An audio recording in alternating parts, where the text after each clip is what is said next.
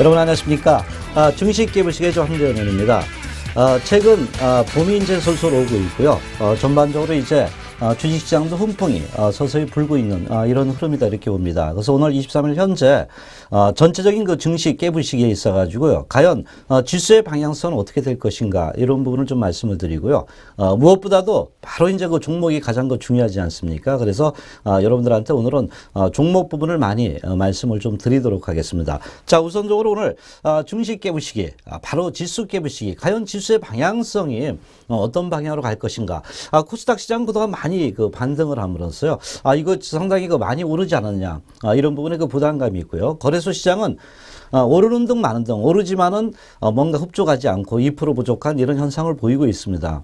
그러나 이럴 때일수록 우리가 좀 더 시장의 흐름을 명확히 그 파악을 함으로써요. 여기서 어떤 대응 전략을 좀 삼아가는 것이 바로 오늘의 그 지수 깨부시기가 아닌가 이렇게 볼 수가 있겠죠. 자, 그럼 오늘은 바로 이제 가장 크게 이제 부각되고 있는 것이 바로 우리가 알다시피 FMC였습니다. 그동안 이제 FMC 불확실성 부분이 상당히 크게 좀 부각이 되면서요. 앨런 의장에 대한 발언, 이 부분이 가장 큰 하나의 그 화두였습니다. 그러나 이제 그것이 마무리는 됐습니다. 그러나 이 앨런 의장의 과연 인내심이라는 문구를 삭제하고 바로 현재 인플레이션의 그 합리적인 확산이 확인될 때까지, 확신이 될 때까지 이 부분이 이제 등장된 그 용어가 있는데 이것을 우리가 어떻게 보고 현재 대응 전략을 갖느냐. 이것이 가장 중요하다 이렇게 볼 수 있겠죠. 그래서 오늘은 FMC 부분에 의해서 우리가 지수 깨부시기로 같이 접목을 좀 하는 이런 매매 흐름을 좀 살펴보도록 하겠습니다. 우선적으로 미국 금리 정책 부분에 있어 가지고요. 상당한 최근에 여러 가지 그 논란이 있습니다. 다만 이제 우리가 크게 좀 부각되는 게 6월에 할 것이냐 9월에 할 것이냐 아마 이것이 가장 큰 하나의 화두다 봅니다. 6월에 하게 되면은 일단 유동성 장세에 대한 어떤 그 기대감 부분은 많이 깨질 수 있겠고요. 또 우리나라에 그 들어왔던 그 외국계 자금들의 어떤 유출 가능성도 좀 부각이 될 수 있기 때문에 상당히 부담은 될 수 있습니다. 그러나 9월에 했을 경우 EU에서 바로 양적 완화라는 부분에서 경기 활성화가 될 때 또 중국도 마찬가지로 최근에 그 부동산 대책 활성화라든가 이런 측면들이 상당히 부각이 되고 있습니다. 그렇게 된다면 시간의 여유를 좀 가질 수 있다는 겁니다. 그 시간을 벌 수 있다는 거죠. 그렇게 되면은 유럽이나 중국 쪽에서요. 새로운 어떤 경제 지표가 호전된다면 주식 시장은 좀 더 긍정적이고요. 또 그 동안에 돈을 풀기 때문에 유동성 장세에 대한 어떤 기대가 좀 더 길어질 수 있다는 이런 부분이 아닌가 이렇게 볼 수가 있겠습니다. 그래서 미국의 금리 정책 과연 어떤 방향으로 갈까 이렇게 좀 볼 때요.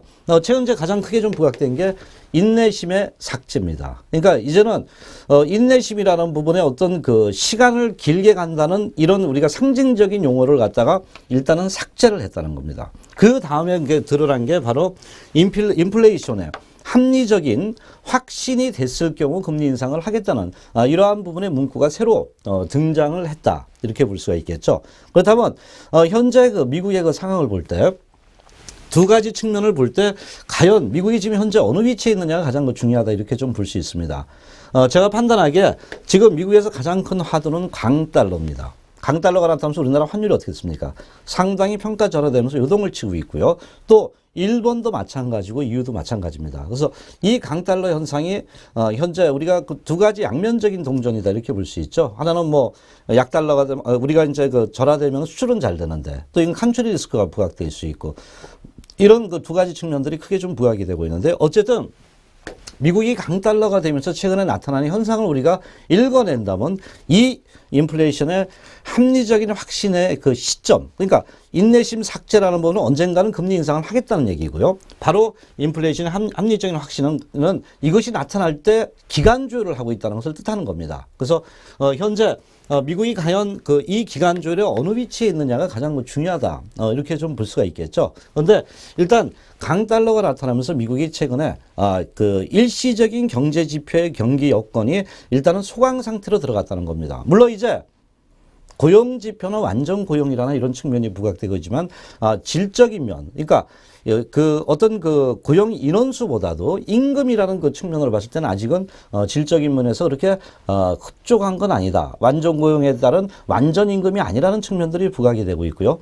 강달러가 되면서 미국이 수출이 50%입니다. 물론 내수도 50%이기 때문에 상당히 내수도 큰 비중을 차지하지만은 이 수출 부분에 있어 가지고 강달러가 되면서 상당히 부담감을 느끼고 있습니다. 그래서 일시적인 경제 여건이 현재 소강 상태다. 이건 뭐냐면 향후는 경제 여건은 좋아지는데 강달러라는 부분에 그 복병이 있음으로써 이것이 현재 미국 경기에 대한 부담감을 주고 있다는 거죠. 그러니까 경기가 좋아지면은 금리 인상을 빨리 할 것이고 경기가 나빠지면은 금리 인상을 늦게 할 것이라고 보는데 강달러가 지금 경기에 대한 어떤 소강 상태를 보이니까 아주 좋아진다는 건 아니라 이겁니다.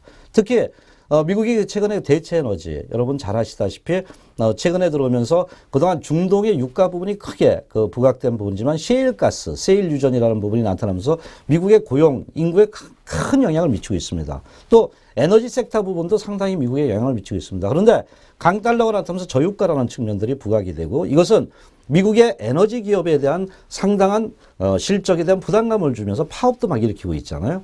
그러면서 이제 셰일가스도 BP 부분에 밑으로 왔기 때문에 유전이라든가 이런 부분의 생산, 바로 그 우리가 샌드오일이라죠, 모래에서 캐는 이런 부분들이 지금은 소강 상태로 들어가고 있다는 겁니다. 그래서 미국으로서도 고민이 상당히 크다 이렇게 봅니다. 그래서 이것은 제가 볼 때 강달러라는 부분이 나타나고 있기 때문에 현재 미국으로서는 강달러가 계속 유지돼야 되느냐 아니면 조금 늦게 되는 것이 좋으냐 이렇게 볼 때 제가 볼 땐 글로벌 금융정책에 아마 동조를 하는 것이 앨런의 생각이 아닌가 이렇게 봅니다. 즉 뭐냐면 지금 미국만 현재 금리를 인상한다, 돈을 줄인다. 이런 부분이지만 유럽이나 중국, 일본 모두 금리 인하 또는 바로 유동성 확대라는 부분이기 때문에 정책이 반한다는 겁니다. 그래서 너무 정책이 반했을 경우 미국 자체적으로 살 수는 있지만은 다른 국가, 특히 신흥국, 우리 아시아권이나 이런 부분에 부담감을 줄 수 있다는 건 세계 경제가 동반 상승을 해야 되는데 한쪽만 올라가기 힘들다는 것을 아마 미국 시장도 느끼고 있기 때문에 최근에 그 현재 그 미국의 금리 인상은 바로 이제는 9월 달로 연기될 가능성이 있겠고 경제 상황을 보면서 할 수도 있는데 강달러가 계속 진행되는 한은 그것도 늦춰질 가능성도 있지도 않느냐 이렇게 우리가 예측을 해볼 수 있습니다. 그렇다면은 현재 우리가 그 주식시장을 볼 때 최근에 유럽이라든가 또 중국 또 일본 또 우리나라도 소폭이지만 상승을 하고 있습니다. 이런 부분을 볼 때 미국이 금리 인상을 6월 달에 픽스시키는 것이 아니라 이렇게 수년을 한다고 볼 때 경기가 완전히 그 여건이 완전 고용, 완전 그 경제가 좋아진 부분은 아니다. 이렇게 볼 때 약간은 소강 상태에 들어간다면은 금리 인상도 저울질을 할 수 있다. 이렇게 우리가 접근을 좀 해볼 수 있는 겁니다. 그래서 제가 볼 때는 이것이 결국 유동성 장세에 대한 흐름으로 기결이 된다고 합니다. 금리가 늦어질 때, 인상이 늦어질 때 뭐냐면 현재 그 유럽 같은 경우도 그리스의 악재 복병은 있지만 어느 정도 그것도 계속 소화를 시켜가는 과정이고요. 유럽에서도 돈을 풉니다. 600억 유로죠. 그래서 매월 이렇게 풀기 때문에 이것도 유동성 장세가 진행될 수 있겠고요. 중국 역시 지준율을 인하하면서요. 바로 현재 그 돈을 풀기 때문에 이것도 유동성 장세의 하나의 흐름이라고 볼 수 있습니다. 그러면 우리나라는 어떻습니까? 우리도 초이노믹스 하면서 최근에 건설업종, 부동산 쪽에 상당히 규제 완화를 하면서 돈을 푸는 이러한 그 정부 정책이 나타나면서 유동성 흐름이 상당히 좋아지고 있습니다. 즉, 돈의 흐름들이 주식 시장으로 많이 흐르고 있다는 겁니다. 우리가 이제 그 장세를 볼 때 유동성 장세, 실적 장세, 역실적 장세 이런 얘기를 하잖아요. 지금 우리나라 주식 시장을 볼 때 이런 강달러 부분을 갖다 연기시킬 수 있는 금리 인상이 연기가 됐을 경우에는 바로 전반적으로 이런 유동성 장세는 좀 더 지속이 될 수 있다는 겁니다. 자, 유동성 장세의 특징이 뭡니까? 돈이 들어와서 주식을 올리는 거죠. 주식은 수급입니다. 펀드멘탈보다. 그래서 이런 부분을 볼 때 제가 볼 때 그 미국의 금리 정책 부분은 9월 달에 이루어질 가능성이 있다. 물론 이제 경기가 급격히 또 좋아진다거나 어떤 그 변수가 있을지 몰라도 제가 그 전체적인 우리가 리포트나 이런 부분을 볼 때는 미국의 경제 지표가 강달러라는 부분 때문에 바로 뭐 신규 분양 지표라든가 부동산 지표라든가 이런 것이 완전히 흡족한 경제 지표는 아니다. 그렇게 된다면 그것이 완전하게 흡족하게 되기 전까지는 시간이 걸릴 수 있겠고 바로 인플레이션의 합리적인 확신이 나타나기까지는 시간이 걸릴 가능성을 우리가 둘 수 있다 이렇게 봅니다. 그래서 이것은 결국 금리 인상이 늦어졌을 경우에 바로 국내 유동성 장세에 대한 기대가 좀 더 높아지고 국내뿐만 아니라 전 세계적으로 유동성 장세의 흐름은 계속 진행될 수 있다는 거죠. 그래서 우리가 이제 실적이 이제 다음 달 발표하게 되면은 그때 실적 장세로 전환되는 거고요. 지금은 유동성 장세라는 흐름이 좀 더 높아지기 때문에 국내 주식 시장에는 일단은 상당히 긍정적이다. 즉 이제 우리가 종합하면은 금리 인상이 늦어짐으로써요. 현재 강달러가 양달러 나이에도 현재 상승폭이 둔화됐을 때 그렇게 되면 세계적 유동성자의 돈을 풀기 때문에 그것은 주식시장에서 주식을 살 수 있는 그리고 그 돈이 머물 수 있는 기간을 좀 더 이끌어갈 수 있다는 거죠. 그래서 저는 제가 볼 때 한 9월 달에 된다면 금리 정책을 봤을 때 국내 시장에는 상당히 긍정적이다 이렇게 볼 수 있는데요. 미국 경제 이슈의 그 추이를 본다면요. 제가 아까 현재 그 해외 매출의 업종을 볼 때 달러화 지수에 의해서 그 해외 매출이 상당히 연관관계가 좀 높다는 부분에 현재 우리가 그림을 좀 볼 수 있겠고요. 바로 2014년도에 그 미국의 주당 순이익 비율 EPS죠. 이 부분에 그 현재 그 흐름을 봤을 때 IT 업종은 상당히 좋습니다. 미국 시장이. 최근에. 그리고, 최근 그 미국의 나스닥을 올리는 게 바로 그 바이오 업종 아닙니까? 그 헬스케어 업종도 상당히 어떤 경기보다도 신흥산업이라는 부분에서 수익 모델을 계속 만들어가고 있는데 바로 여러분이 보시다시피 이 에너지 섹터 부분에서 실적이 엄청나게 하락을 한다는 겁니다. 이것도 그렇다면 미국의 경제 지표에 언밸런스를 줄 수 있는 부분이 아닌가 이렇게 볼 수 있겠죠. 그래서 미국으로선 제가 말씀드렸다시피 금리를 인상을 늦춰질 가능성이 있다. 이것은 우리나라 주가에 어떻게 했습니까? 상당히 긍정적이다. 이렇게 우리가 접근을 좀 해볼 수 있겠죠. 자, 그러면 미국의 다우지수의 그 주가의 그 흐름을 좀 더 우리가 살펴본다면요. 상당히 제가 그 미국 시장은 좀 피로감을 좀 느낄 수 있다. 왜냐하면 그동안 많이 떴잖아요. 물론 이제 독일도 많이 떴지만은 그동안에 미국의 유동성 장세라는 부분에서 많이 떴던 부분인데 그것은 이제 실적이 좋아진다는 부분이 주가를 또 들어올리게 했던 부분입니다. 그러나 최근에 들어오면서 고용 지표 외에는 다른 소비 심리라든가 부동산 지표라든가 이런 것이 완전히 흡족할 부분은 아니다 이렇게 봅니다. 약간 답보 상태라는 겁니다. 그래서 미국 주가를 볼 때 그동안에 이제 상당히 금리 인상을 안 한다는 얘기가 늦어진다는 얘기가 나니까 주가가 떠버렸단 말이에요. 그만큼 시장은 유동성 장세를 원한다는 거고요. 또 이 유동성 장세는 결국 주가를 한 단계 올릴 수 있는 하나의 척도가 된다 이렇게 봅니다. 이것은 아마 아시아권에서도 좀 더 미국보다는 좀 더 민감하게 반영될 가능성이 있겠고요. 앞으로 미국 주가는 제가 판단하기에는 바로 지표 부분에서 악재가 호재를 부르고 호재가 악재를 부르는 이런 그 현상이 나타나고 이것이 아시아권에도 이제 그 반영이 될 수 있다는 겁니다. 경제가 좋아지면 금리 인상이 빨라질 수 있다. 그런데 제가 볼 때 경제가 답보 상태가 된다면은 금리 인상이 늦어질 수 있다는 부분에서 미국 주가도 그렇게 크게 안 빠질 것으로 봅니다. 당분간은.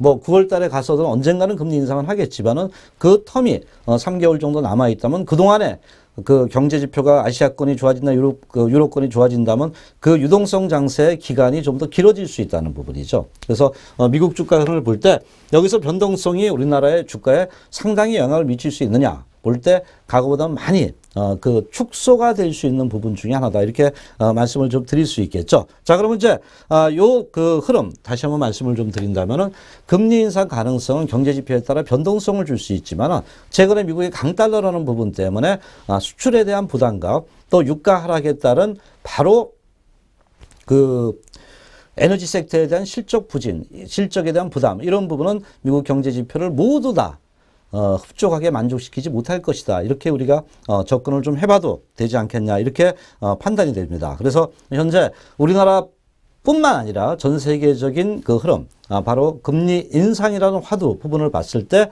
가장 중요한 부분은 연기가 될 가능성과 유동성 장세는 좀 더 지속될 수 있을 것이다. 이렇게 볼 수가 있겠죠. 자, 그러면 그동안에 우리가 EU 쪽으로는 상당한 많은 얘기를 했습니다. 그리고 경제 지표가 조금씩 좋아지고 있습니다. 유럽에서 돈을 푸니까 그런 효과가 조금씩 나타나고 그리스 악재만 축소되고 러시아 악재만 축소되면 됩니다. 러시아 루블화가 최근에 상당히 안정적입니다. 90년도에 소비에트 연방, 과거에 이런 유가 하락에 따른 어떤 변동폭이 과거보다 많이 재무 건전성이 그래도 러시아가 좋아졌다는 부분에서 최근에 유가가 하락해도 바로 칸츄리 리스크라는 부분이 그렇게 크게 부각되지 않고 있다는 부분을 우리가 알 수 있겠고요. 그러면 지금 우리는 앞으로 어디가 가장 중요하냐 볼 때 중국이다 이렇게 봅니다. 중국이 과연 여기서 또다시 상승할 수 있는 여력이 있느냐 이렇게 볼 때 최근 글로벌 포커스의 그 중국 증시를 우리가 좀 살펴봐야 되는데 최근 세 가지 요인들이 좀 부각이 되고 있습니다. 특히 경기라는 측면, 유동성, 정책 이런 부분이다 이렇게 보는데 최근 그 중국의 이런 그 모든 요인들을 볼 때 그 바로 중국의 경기는 일단은 모멘텀이 점진적으로 상승을 할 수 있는 환경이 조성됐다. 이렇게 우리가 접근을 좀 해볼 수 있습니다. 특히 이제 중국의 신예산법이 하나의 그 초미의 관심이다 이렇게 좀 볼 수 있는데요. 이 그 신예산법에서 가장 중요한 것은 뭐냐면 바로 재정 그 확대입니다.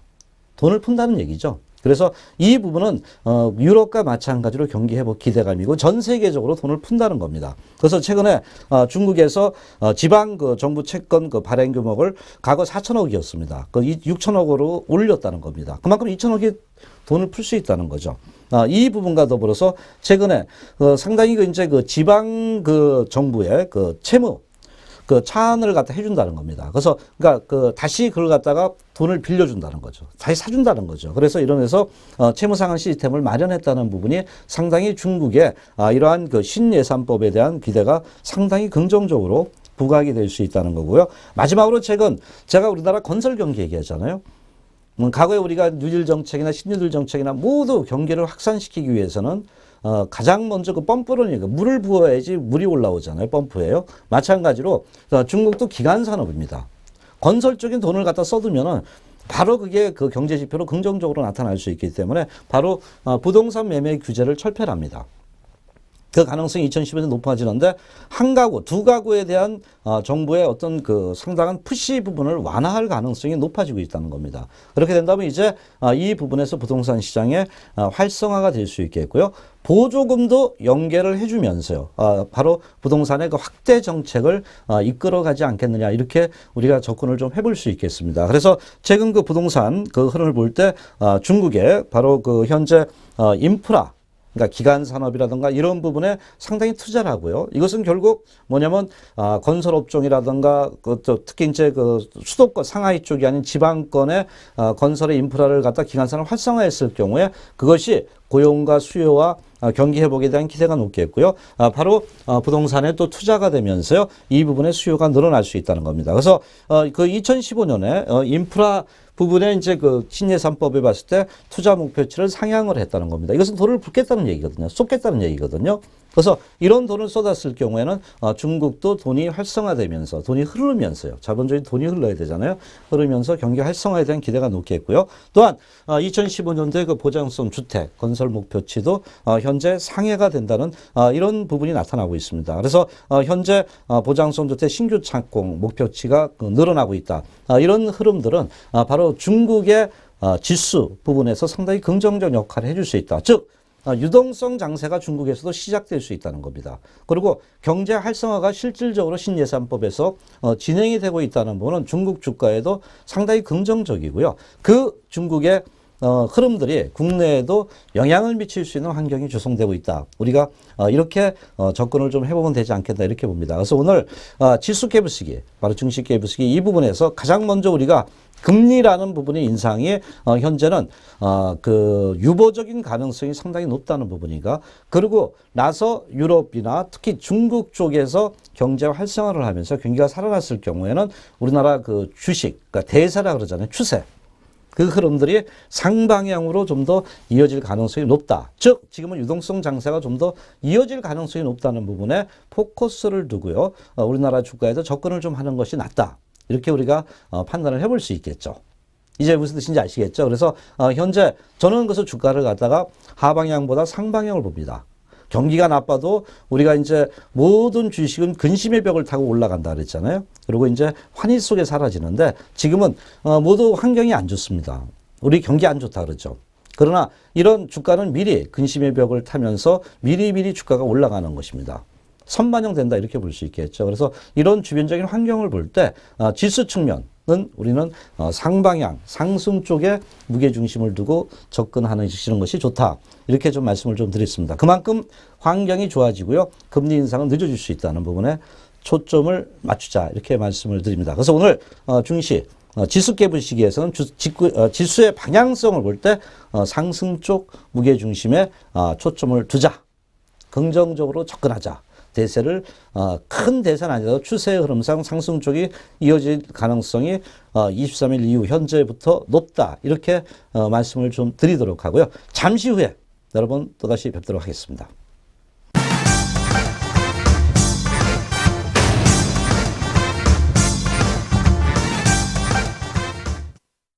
자, 주도주 깨부시기 시간이죠.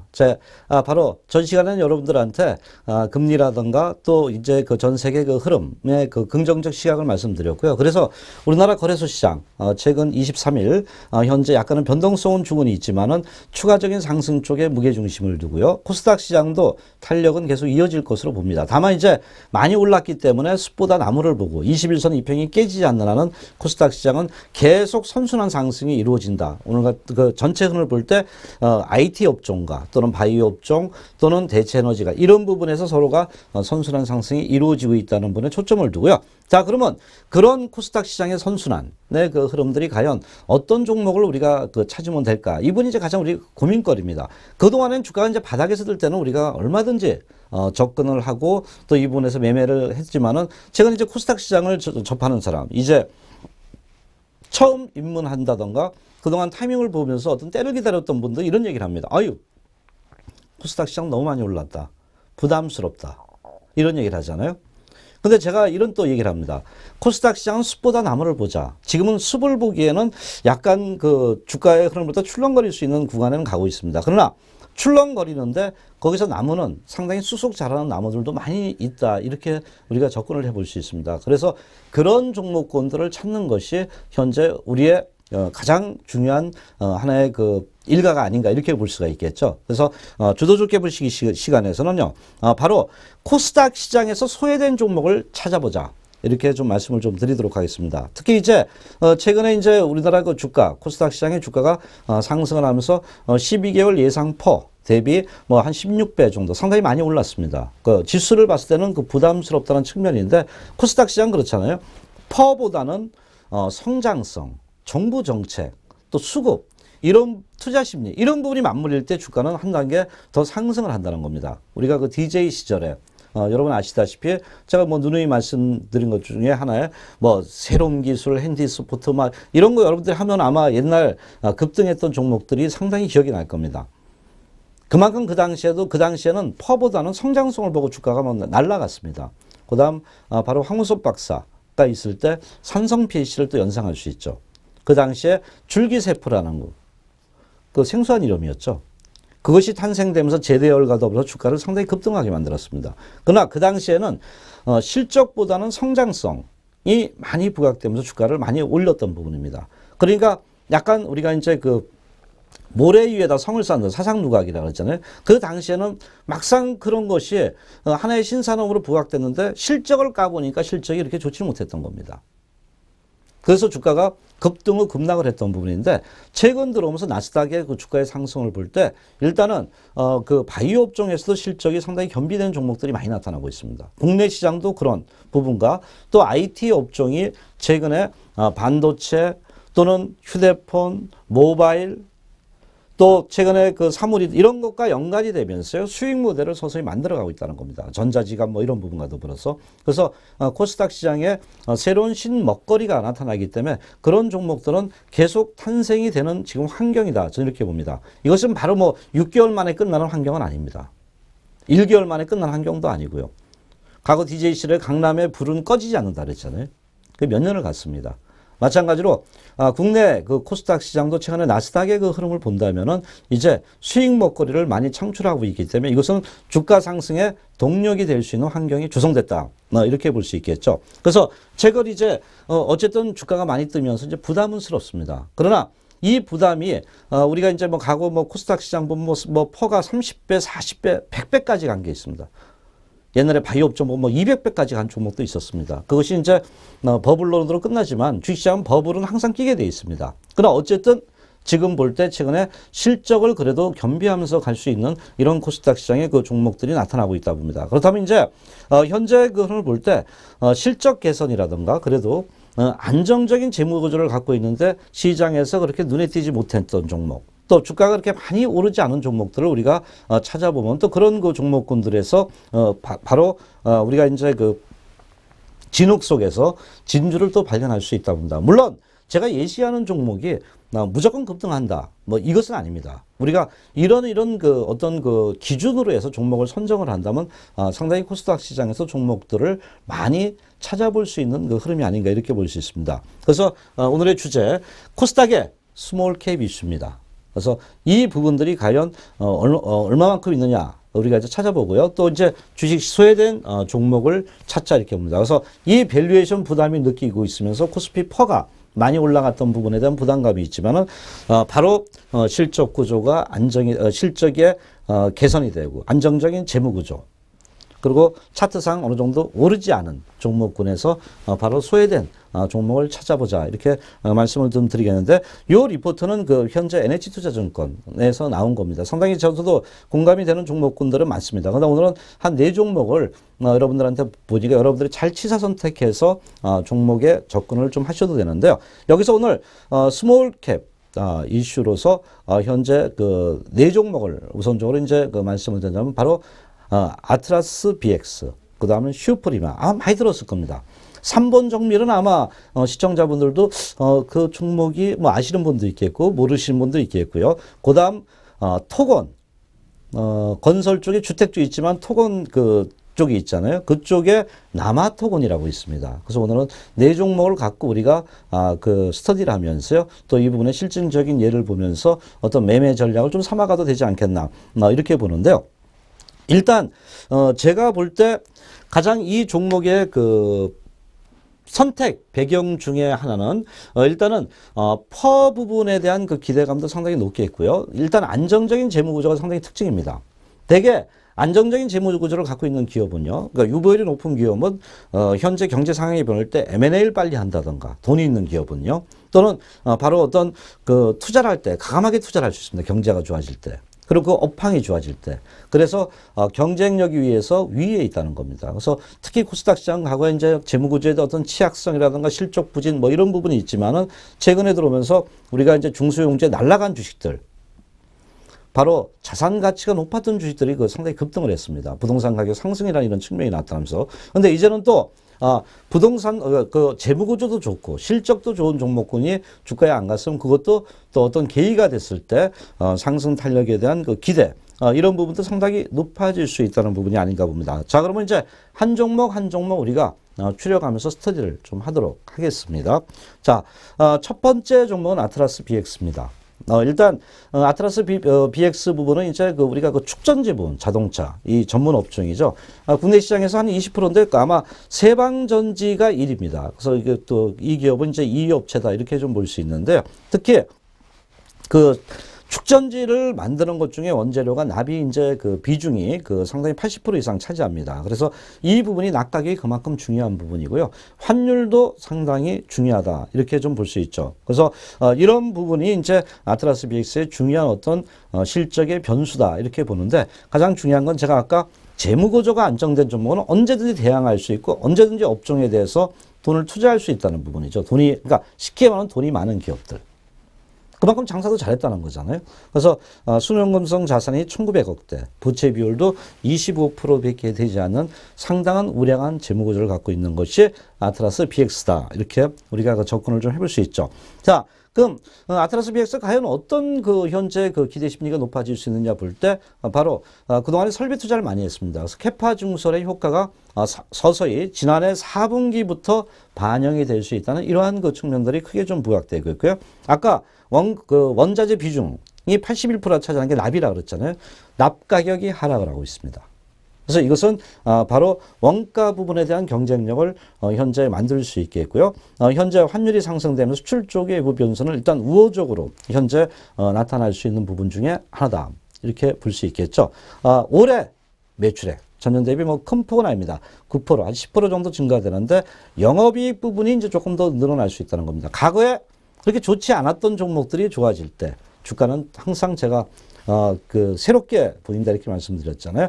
영업이익도 한 15% 증가 예상이 될 수 있는 기업이다. 아트라스 BX요. 자, 매출액 부분을 볼 때 일단 2015년도엔 400억대에서 500억대로 전환되는 구조를 좀 갖고 있고요. 영업이익률 볼 때 일단은 큰 폭은 아니지만은 한 12% 정도 증가되고 있다 이렇게 볼 수 있습니다. 특히 지배지분의 순이익, 그 자회사 부분에 대한 순이익 부분이 좀 늘어날 수 있다는 것도 긍정적이고요.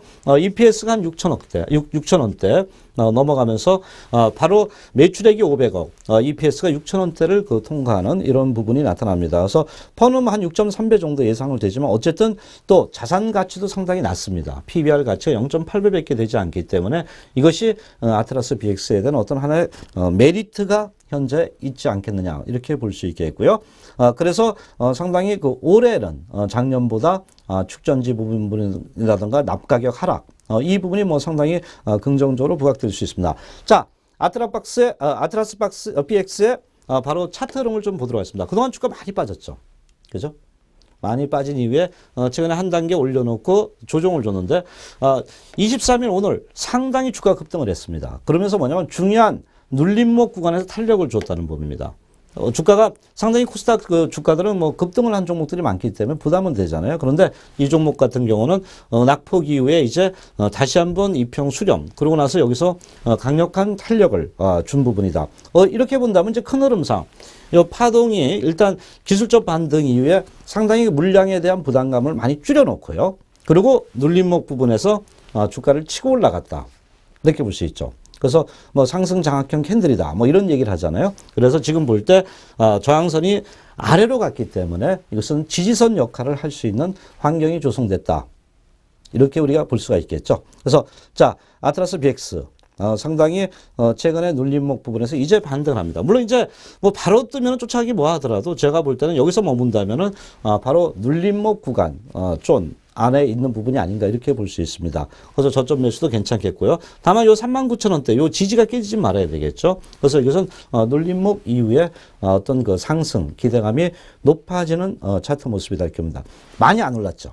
그리고 눌림목 부분에서 이제 반전을 모색하고 있다. 이렇게 우리가 접근을 좀 해볼 수 있겠습니다. 자, 첫 번째 종목 말씀을 드렸고요. 자, 두 번째 종목을 들어가겠습니다. 슈프리마입니다. 슈프리마. 많이 이 종목은 아마 그 귀에 좀 익었고 또 눈에도 익었을 종목이다 이렇게 보는데요. 기업 개요 먼저 설명을 해주겠습니다. 특히 이 기업은 이제 여러분 잘 아시다시피 지문인식 시스템 부분. 우리 이제 모든 부분이 이 손가락으로 이렇게 지문 인식을 많이 하잖아요. 그래서 이 부분에 솔루션 부분이 한 67% 정도 현재 하고 ID 솔루션 한 공공 부분점이 상당히 많은 것 같습니다. 그래서 30% 정도인데 어쨌든 현재 이 지문 인식에 대한 그 현재 그 확산 부분에 대한 기대가 높아졌던 부분인데 일단은 현재 그 영업 실적에서 작년에 별로 안 좋았습니다. 왜냐하면 바로 헤어테코 쪽에서 이제 소송 이런 그 비용이 그 증가가 된 이런 부분이 나타나면서 일시적인 영업이익률은 좀 하락했던 이런 그 모습을 보여줬습니다. 근데 제가 아까 뭐라 했습니까? 재무구조가 일단 좋아야 된다. 그래서 이 종목도 그런 부분 중에 하나다 이렇게 좀 보는데요. 뭐 2014년 그 3분기 기점을 했을 때 바로 부채 비율이 7% 수준밖에 되질 않습니다. 대단한 거죠. 괜찮죠? 순현금이 728억 정도의 우량한 재무 구조를 갖고 있는 게 슈프림이다. 이렇게 볼 수 있습니다. 그럼 앞으로의 성장성 과연 무엇이냐 이렇게 볼 때 바이오 인식 이런 보안 솔루션 시대의 어떤 리더로서 좀 부각될 수 있는 부분 중에 하나고요. 최근에 지문인식 부분에 있어가지고 보안 제품의 글로벌 그 리더로서요 기업으로 좀 부각이 되고 있습니다. 특히 지문인식 시스템 부분이 한 60%대 이상 부분인데 이것이 성장성이 기대가 높아지는데 특히 동기업이 최근에 주목받는 것 중에 하나는 2015년도에는 신제품이 출시가 됩니다. 바로 얼굴이라든가 홍채 또는 이런 부분에 그 인식을 할 수 있는 것. 지문을 떠나서 이제는 다양한 이러한 그 인식 시스템을 갖다가 접목을 시키기 때문에 이것은 바이오 인식 기반이라 이렇게 얘기를 하죠. 온몸 쪽에서 다 한단 말입니다. 그래서 이 부분에 신제품이 출시되면서 상당히 현재 그 이 출시 기대감이 높아지고 있다. 이렇게 우리가 접근을 좀 할 수 있습니다. 아까 재무구조 말씀드렸죠. 부채 비율 7%. 순연금 728억. 상당히 재무구조가 안정적이다. 슈프리마 이렇게 볼 수 있겠고요. 최근 바이오 인식 시스템 시장의 전망을 봤을 때 상당히 커지고 있습니다. 우리가 지문에서 눈, 또 여러 가지 지금 뭐 그 바이오 쪽을 활용한 이런 그 인식 시스템 시장이 상당히 커지고 있는 부분 중에 하나다 이렇게 봅니다. 그래서 바로 슈프리마도 이 부분에 대한 그 기대치가 높아지고 있고요. 세계 ID 솔루션 시장도 현재 계속적으로 업황이 좋아지고 있는 부분 중에 하나다 이렇게 봅니다. 최근 IT 업황이 상당히 좋지 않습니까? 그래서 이 부분에 대한 기대가 높아지고 있고요. 매출액 부분을 보겠습니다. 이렇게 그 크지는 않다 하더라도요. 영업이익률이 이제 올해는 그래도 17억대, 10억대에서 20억대를 좀 돌파하지 않겠느냐 이렇게 좀 볼 수 있겠고요. 현재 EPS 부분이 조금 그 한 1286원대, 990원대 좀 늘어나는 이런 측면을 좀 보여주고 있습니다. 그래서 현재 또 ROE 부분도 상당히 그 강세 12.5% 정도 나오고 있기 때문에 이런 부분은 상당히 동기업의 연구 투자라든가 또는 이런 그 신제품에 대한 기대치가 높아지고 있다 이렇게 볼 수가 있겠죠. 자, 차트 흐름 볼까요? 슈프리마 그동안 상당히 급등하고 나서 조정을 줬습니다. 그리고 이제 이중 바닥권에 오는 이러한 모습을 보였죠. 자, 빨간 선 보이죠? 이렇게 쭉 내려가지고요. 돌파를 했던 부분이죠. 자, 24면 오늘도 보면은 갭 상승을 그 현재 만들고 나서요. 돌파를 했습니다. 상당히 우리 과거 보면 주가가 반등하다가 계속 부딪히잖아요. 그죠? 계속 부딪혔는데 여기서 돌파를 했습니다. 물론 이제 돌파를 해놓는다 하더라도 시간이 조금 걸릴 수 있는 부분입니다. 되게 돌파하고 좀 쉬는 부분이고요. 다만 이 돌파하면서 거래가 터졌다는 겁니다. 그리고 또한 이제 그 최저가가 21,900원대였죠. 근데 요번에 그 저점을 볼 때 23,000원대 전후입니다. 그래서 이 저점을 깨질 않았다는 겁니다. 그래서 눌림목 부분에서 반전을 하고 있고요. 저항선을 돌파했던 부분이 일단 긍정적이다 이렇게 봅니다. 물론 이제 추격 매수는 자제하는 거 눌림목 갭을 좀 메꿀 수도 있으니까요. 그래서 그런 부분에서 어떤 타이밍을 좀 가져가도 되지 않겠나 이렇게 좀 판단이 되고요. 일단 뭐 목표가는 그 제가 뭐 방송사기 때 다 말씀 못 드리겠고요. 한 24,000원대 뭐 지지라인을 두면서 접근을 좀 해도 되지 않겠나 이렇게 말씀을 좀 드리도록 하겠습니다. 자, 슈프리마 살펴봤고요. 3번 정밀 아마 눈에 익지 않은 종목일 수도 있습니다. 바로 이어폰, 헤드폰, 바로 블루투스, 헤드셋 이런 분을 공급하는데 최근에 들어서 블루투스 시장이 상당히 많이 커지고 있습니다. 그죠?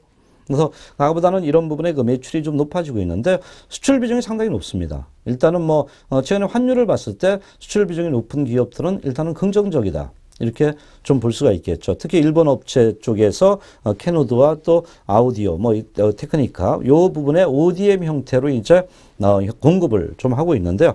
최근 이제 2013년대 키패드본의 사업 철수를 했습니다. 그래서 요 부분이 이제 외형 감소고 또 이거 이제 철수할 때 중단 손실이 발생하지 않습니까? 그래서 요 부분에 현재 그 실적에 대한 부담감이 있었던 부분이고요. 또 중국 법인의 인건비가 상승이 되면서 환율 영향으로 인해서요.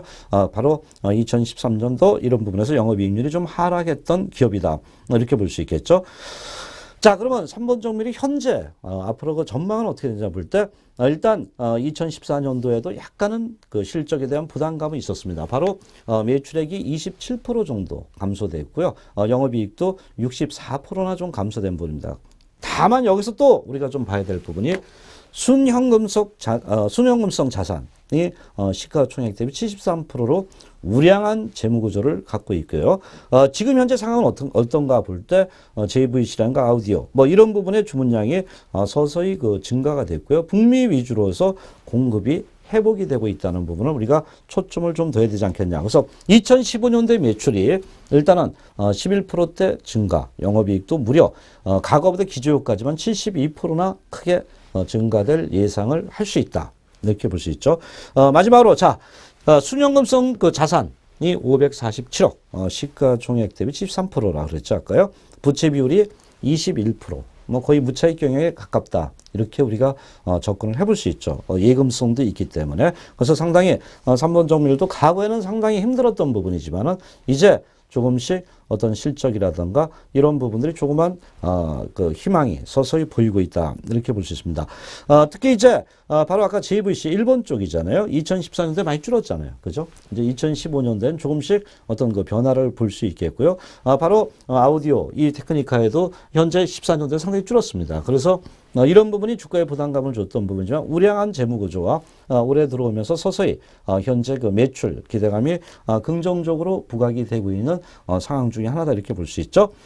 전제 3번 정밀의 그 실적 전망을 봤을 때 안 좋았습니다. 67억에서 2013년도에 53억이잖아요. 근데 2015년도에는 이제 바닥을 찍고 올라가는 이런 부분을 좀 볼 수 있겠고요. 영업이익도 뭐 2억 9천에서 한 3억 정도, 5억 정도를 예상을 좀 하고 있는 부분 중에 하나죠. 그래서 영업이익률도 이제 2014년도에 대비해서는 좀 늘어날 수 있다는 측면이 나타나고요. EPS도 많이 늘어나죠. 이런 167억에서 167원에서 570원 정도가 예상이 되고 있다는 부분은 그만큼 3번 정밀이 2013년도부터 이제 나빠지기 있어서 2014년도 나빠지지만 15년도에 가면서 긍정적 흐름으로 조금씩 변화가 되고 있다. 이렇게 접근을 해볼 수 있지 않겠나 이렇게 볼 수 있겠죠. 자, 그러면은 우리가 그 차트 흐름을 좀 보겠습니다. 상당히 좀 그 주가가 변동성이 엄청나게 큽니다. 근데 우리가 좀 길게 보면은요. 주가가 이제 밀리고 나서 바닥권에서 많이 움직이고 있잖아요. 그죠? 한번 탁 올려주고 나서 이 저점을 깨질 않았어요. 그럼 여기서 이렇게 반등이 들었는데 다만 이제 이때 2월 중순에 그 현재 그 1월 중순이네요. 이때 거래가 상당히 터진 부분이 이 물량을 좀 소화를 좀 해야 되는 거 아닌가. 장기적으로 봤을 때 이게 뭐 매집형 물량일 수도 있겠고요. 지금 현재는 박스권 흐름이 보이고 있고요. 바로 23일 그 주가가 오늘 상당히 탄력을 좀 부여한 그 양봉은 좀 나왔다 이렇게 봅니다. 그래서 가장 중요한 것은 추세는 아직까지 안 변했습니다. 그러나 저점을 만들면서 계속 이렇게 바닥 따지기를 하고 있는 차트 모습이다. 이렇게 우리가 접근을 좀 해볼 수가 있겠죠. 그래서 최근 이제 한번 9,500원까지 상승한 이후에 단기 조정을 줬지만은 크게 밀리지 않으면서 이렇게 너울 이렇게 바닥을 좀 다지고 있다. 이렇게 볼 수가 있겠습니다. 그래서 이런 부분의 어떤 추세, 여기서 이제 박스권 돌파를 하게 됐을 경우, 왜냐하면 최근 제가 그 중단기 이평 부분들이 상당히 그 수렴화되고 있기 때문에 이런 부분은 그 주가에 일단은 매물 압력이 과거보다 많이 줄었다. 이렇게 볼 수 있죠. 이 고점 부분에서 그 무너지면서 상당히 있었지만 이때 물량을 많이 실어놨기 때문에 바닥권에서 이런 흐름이 나타날 수 있다고 봅니다. 그래서 박스권 돌파 시 상당히 긍정적이고요. 뭐 이게 뭐 지지라는 이렇게 7,500원대 보시면 되겠죠. 그래서 자, 3번 정밀까지 말씀드렸고요. 마지막 종목 건설업종입니다. 최근 제가 거래소 시장 건설 증권업종을 이제 많이 말씀을 드렸던 부분 중에 하나인데요. 그것은 초이노믹스, 아까 중국도 부동산 시장의 활성화 이런 부분이 나타나고 있잖아요. 그렇다면 결국 정부에서 돈을 갖다 그쪽으로 풀어주면은 그 산업은 좋다는 겁니다.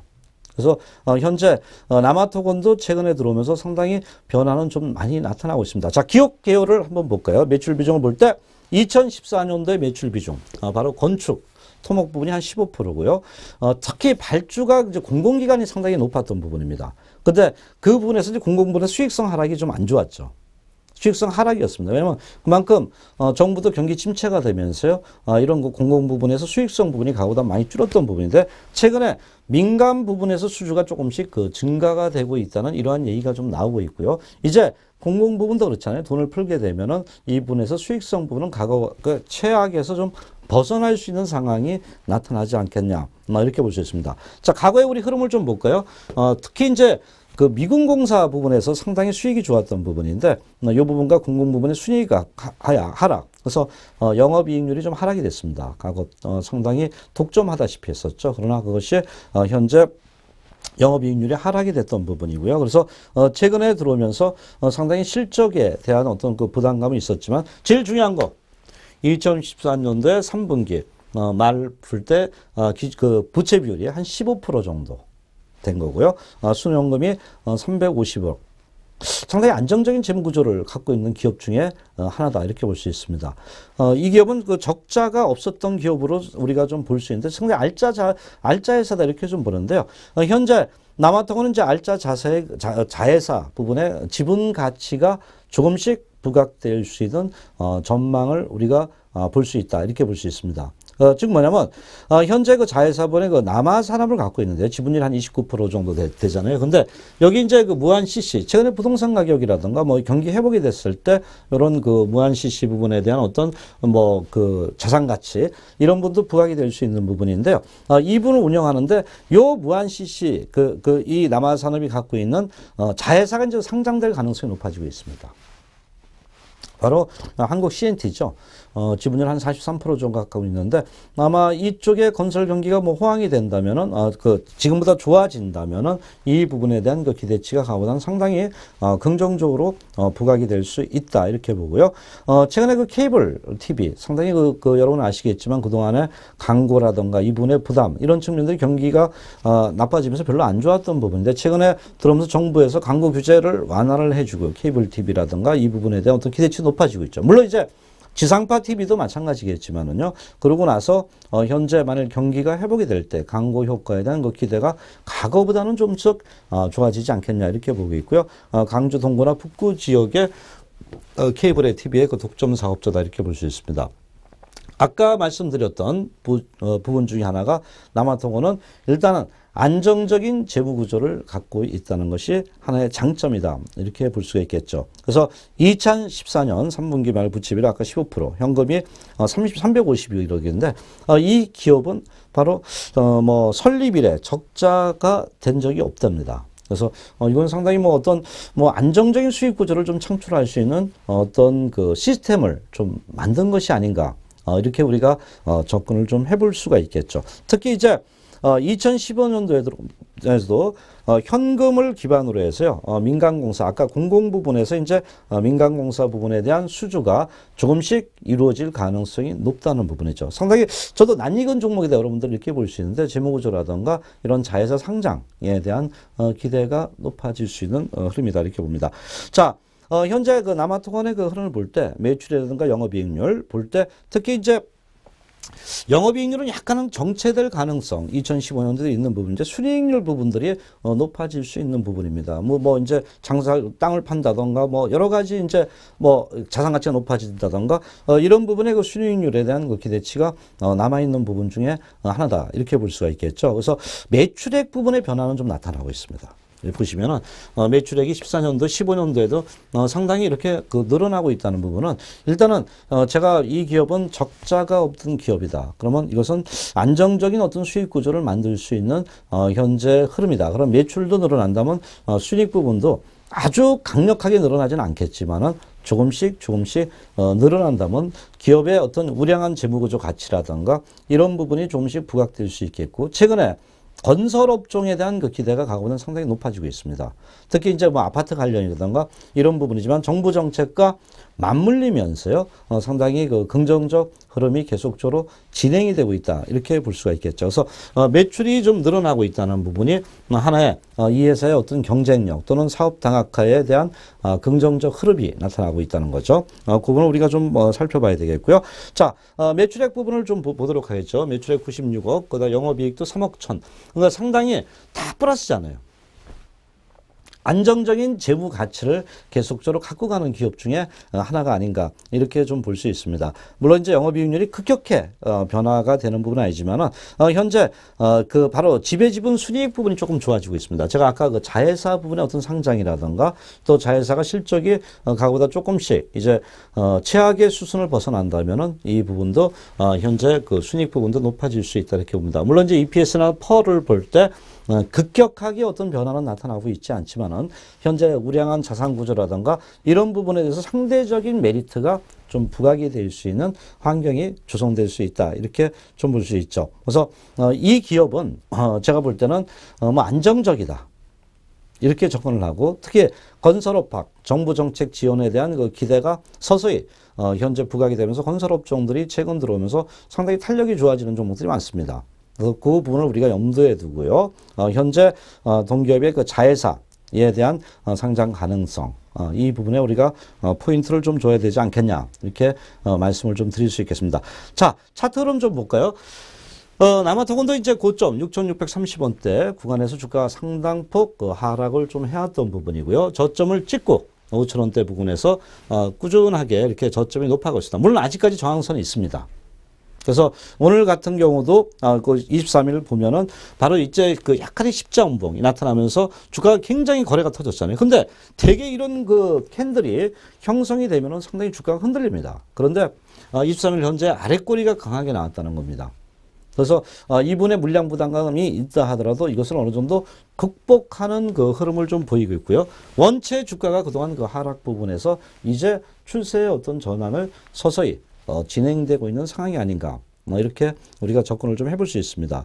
그래서 고점 대비 낙폭 가대 부분에서 이제 서서히 그 반전의 흐름을 좀 보일 수 있다 이렇게 봅니다. 자, 그래서 오늘은 여러분들한테 바로 종목계 분식에 코스닥 시장에서 현재 옥석을 좀 가리자 많이 빠진 종목에서 포인트를 두는데 바로 그 재무 구조가 좀 안정된 종목군들은 향후에 어떠한 형태로든 수익 구조를 좀 갖춰갈 수 있다는 부분에서 주목을 하자. 그래서 여러분들이 잘 종목들을 좀 살펴보시고요. 잘 치사 선택해가지고요. 잘 대응해서 수익을 좀 얻는 이러한 매매 전략을 좀 가져가십사 하고 말씀을 좀 드리도록 하겠습니다. 이제 날씨도 상당히 안정되고 있습니다. 주식시장도 계속적으로 이제 조금씩 그 상승의 어떤 기로에 들었으면 들고 있는 상황이 아닌가 싶습니다. 여러분들도 많은 수익 내시고요. 자, 오늘은 여기서 여러분들과 작별을 좀 하도록 하겠습니다. 다음에 또 뵙도록 하겠습니다. 여러분 감사합니다. 고맙습니다.